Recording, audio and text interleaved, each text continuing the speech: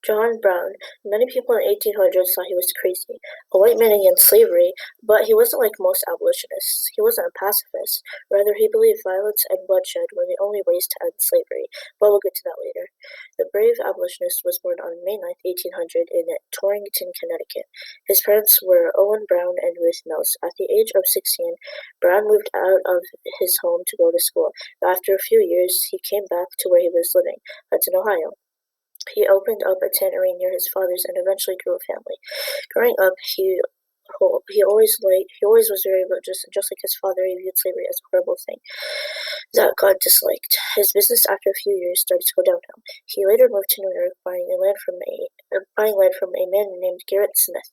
During this time, in order to be able to vote, a man needed to own land. Garrett Smith gave away land to black farmers, and Brown did the same once he had land.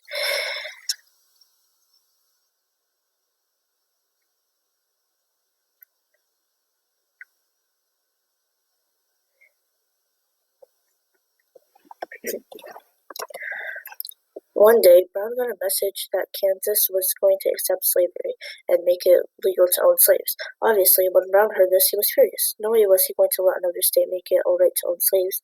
At this time, Brown was about 50, so he sent down a few of his sons to stop slavery from spreading to Kansas. When the sons of Brown arrived to Kansas, they saw many pro-slavery activists threatening people's lives if they even dared voting against slavery.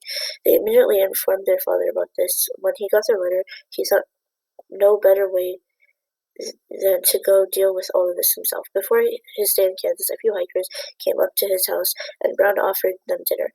They saw how he was treating the black farmers with respect. He called them Mr. and Mrs., which they'd never seen anyone do before. Brown heard one abolitionist died because he published news articles against slavery. The pro-slavery activists raided his business and killed him. Brown thought to go to his memorial service and raised his right hand, saying, "Here before God, in the presence of these witnesses, I consecrate my life to the destruction of slavery." And that's when he knew that was the only way to end slavery. With a few of his men and sons, he raided pro-slavery activists' homes, shooting and killing them to death. Many people died from this event, and it later became known as the Potawatomi Massacre.